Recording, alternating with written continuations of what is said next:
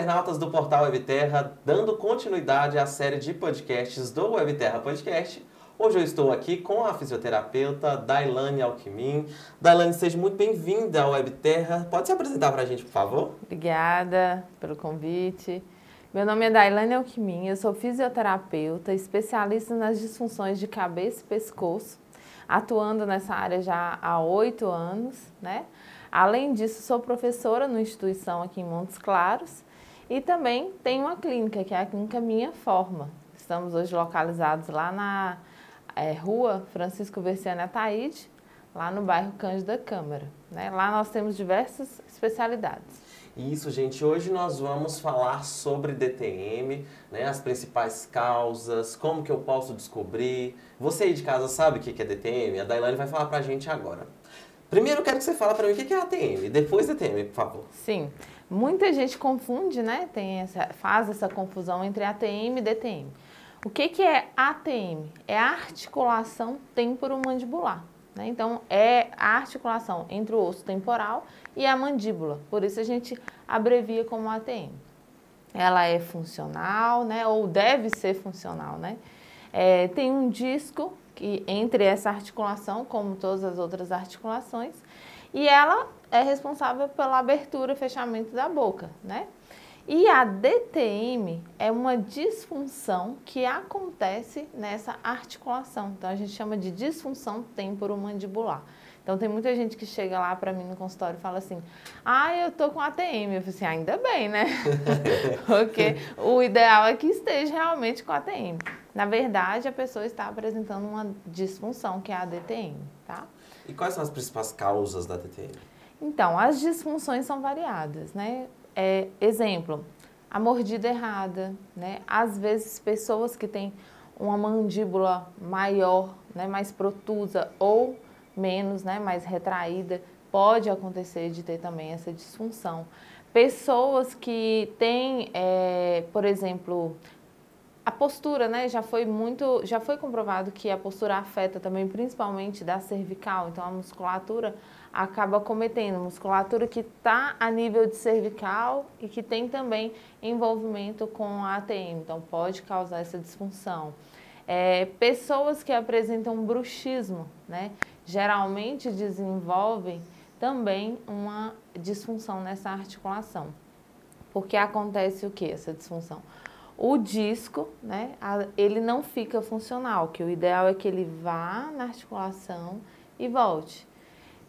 Um exemplo de disfunção, por exemplo, o disco ele desloca, né, ele fica e o osso vem. O osso da mandíbula articula com o temporal e o disco vem depois. Então, às vezes a gente escuta aquele estralido, tec, né, tec. Geralmente é o deslocamento, o disco voltando.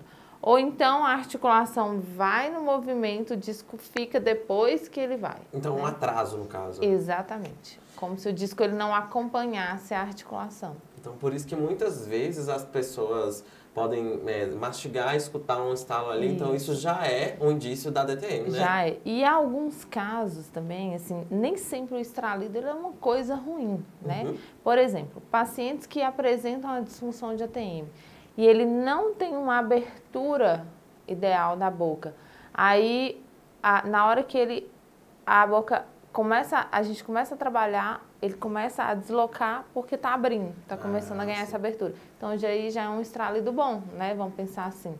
Agora, pessoas que, às vezes, toda hora que está mastigando a boca, fica como se tivesse areinhas, né? Aí a gente já sabe que tem algum desgaste aí nessa articulação. Você tocou num assunto, você falou sobre bruxismo. O que é bruxismo mesmo?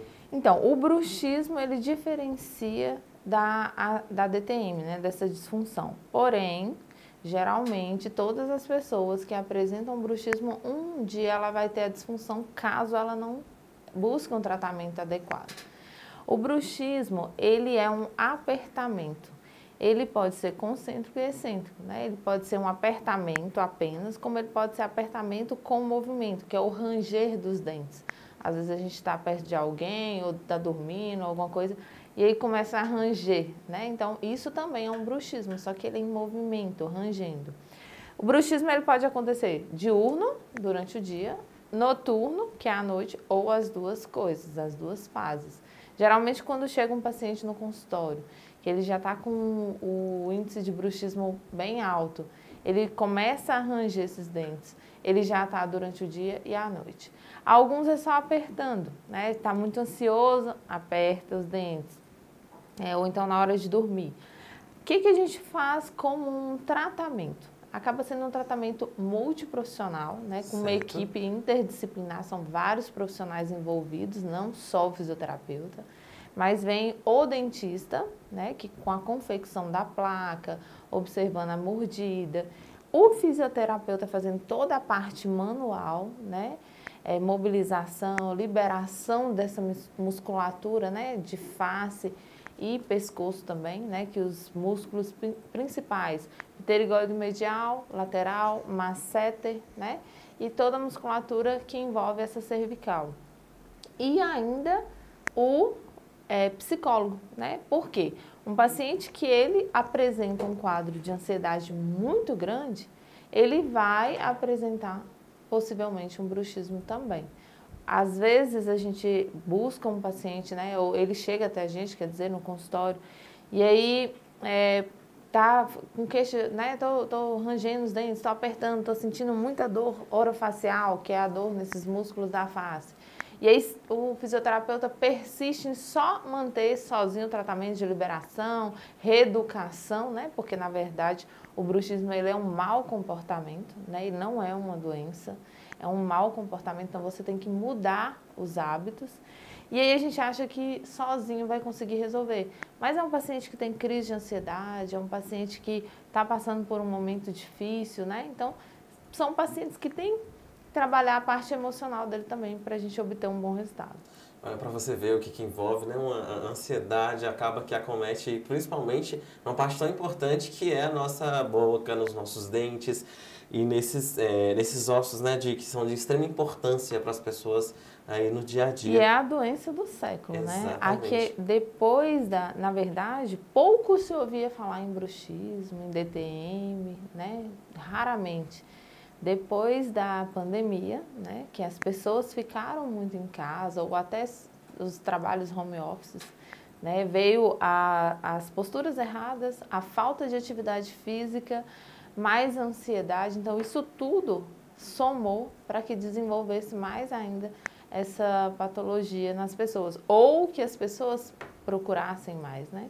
Geralmente, elas buscam mais quando tem conhecimento. Agora, quem não tinha, agora passou a conhecer realmente essas patologias. Então, voltando lá ao DTM, quais são os principais sintomas, então, para eu descobrir que eu estou com DTM? Geralmente, o paciente ele vai começar com uma queixa de dor, como se fosse no dente, né? Na verdade, é na articulação ou é orofacial, que é na musculatura. Só que o paciente vai achar que é dente. Então, de imediato, o primeiro profissional que o paciente procura é um dentista, né? E aí é bom sempre procurar um dentista especialista também em disfunção de ATM, né? Porque nós temos aqui mesmo na região vários. Então, porque ele vai saber identificar, né? Pode acontecer da maioria desses pacientes apresentarem um bruxismo, então busca o profissional, porque, por exemplo, quebrou o dente, né? De tanto que aperta, o dente fratura, né? E aí depois, né, após a análise do dentista, ele também encaminha para geralmente psicólogo e fisioterapeuta. Isso, e nesse caso, qual que é o papel do fisioterapeuta na relação aí da DTM, só para a gente entender? Nós, na fisioterapia, nós vamos trabalhar, por exemplo, a mobilidade da articulação, caso a abertura não esteja ideal, né? Nós vamos trabalhar a liberação ou a mobilização dos tecidos moles, que são as musculaturas de masseter, pterigóide, medial e lateral, né? Toda a musculatura esternocleido, escaleno, trapézio superior, a anatomia, né? Um monte de coisa. Os nomes bonitos, né? Então, toda essa musculatura, né? Mobilização, reeducar o paciente, então a gente passa alguns exercícios para melhorar essa mobilidade, reeducar o paciente como ele deve ou não, né, manter postura de cabeça e, principalmente, o papel do fisioterapeuta é educar o paciente a voltar à prática de atividade física. Ou, se o paciente já faz, fazer essa atividade de forma correta, né? Que isso é muito importante. Qual que é o tempo desse tratamento com o fisioterapeuta? Tem um tempo estipulado? Então, boa pergunta, que é que todo mundo chega, né, perguntando Saber, né? no consultório. Assim, a gente não tem como determinar um tempo para tratamento nenhum, né? Vai depender muito do paciente, né? Vai depender muito da fidelidade dele com o tratamento e da resposta dele mesmo. Eu já tive pacientes que chegou ao consultório paciente com bruxismo, com DTM, já tinha tido travamento, né, em abertura, que a boca trava e não consegue fechar, e a gente tem que fazer uma manobra para fechar. Então tem esses casos? Tem, ou então o travamento e fechamento, a boca fecha e ela não abre. A gente faz a manobra, imobiliza, libera a musculatura e aí consegue essa abertura. Que eu achei que o tratamento ia fazer, nossa, esse tratamento aqui vai durar muito tempo. Mas não, o paciente respondeu bem, fez direito o tratamento, fez 2, 3 sessões, 4 sessões, mantém essa reeducação, como eu falei, que é o caso do bruxismo, é reeducar. E tá bem, né? Já é paciente que há muito tempo não aparece no consultório. Já tem aqueles pacientes que a gente fala, ó, vamos fazer uma atividade física, o mais importante, tratamento, o melhor tratamento para DTM e para o bruxismo é a atividade física. O paciente não quer fazer, a gente pede para o paciente que é muito ansioso, que chega com esse quadro, a gente sabe que precisa de um psicólogo acompanhando também, o paciente não vai. Aí é um tratamento mais longo, né? Ele é mais duradouro mesmo e o paciente sempre vai ter constantemente essas dores. Existe também o paciente que chega com a disfunção de ATM ou bruxismo e associado com alguma patologia na cervical, né? Então, é aquele paciente que a gente precisa trabalhar as duas articulações. E se a pessoa largar de mão e falar assim, não vou procurar ninguém? Aí vem uma série de complicações, né? Eu falo que assim que você descobre a disfunção ou começa a perceber os sintomas, busque logo os profissionais que são capacitados para isso, né? Por quê? As alterações que uma disfunção de ATM ela pode causar, além da dor na articulação, além do bruxismo, vem as cefaleias tensionais, que são as dores de cabeça, né? Às vezes a pessoa tem muita dor de cabeça, principalmente frontal e nas laterais da cabeça, porque o apertamento, a musculatura acaba gerando, né? Essa tensão acaba gerando essas dores. Pode vir as disfunções vestibulares, que acontecem no vestíbulo, que é a mobilização dos cristais, né? E pode ainda acontecer de ter as alterações oculares, né? Ai, Dailane, pelo amor de Deus, uma DTM pode causar esse monte de coisa? Pode. Por quê? Toda a inervação, todos os nervos, tanto oculares, dentre outros, né? Trigêmeo, eles estão próximos à articulação temporomandibular. Então, essa tensão, essa má funcionalidade da articulação, ela pode causar esse monte de distúrbio. Além, então, da dor de cabeça, quais são os outros sintomas que eu posso saber que eu estou com DTM? Dificuldade para abrir a boca, dor ao mastigar, né? Ou dor ou tensão nessa região, principalmente aqui, né? Bochecha, que está bem próximo. Algumas pessoas vão apresentar a visão como se ela estivesse turva, já é mais no caso da DTM mais grave, né? Zumbido no ouvido, às vezes você fica escutando, pode estar relacionado também com essa disfunção de ATM. Dificuldade para mastigar, dificuldade para abrir a boca. É considerado uma doença? A disfunção de ATM, não. O bruxismo, a disfunção de ATM, ela é considerada uma doença, o bruxismo não.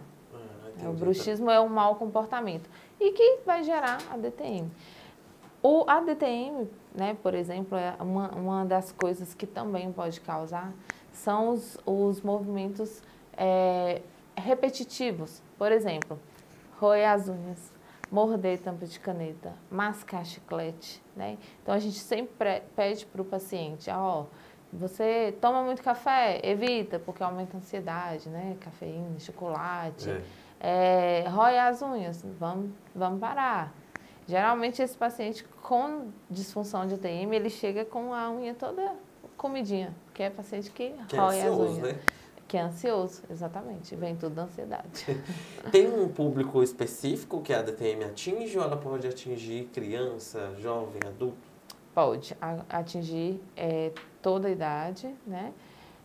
O bruxismo é muito comum em criança. Meu filho tem bruxismo. Eu já tive. É muito comum em criança o bruxismo, né? Aí as mães ficam preocupadas porque a criança aperta muito, range muitos dentes, vai quebrar os dentes do meu filho e tal. Mas na criança, o bruxismo ele é tratado como? Deixa a criança liberar a energia, né?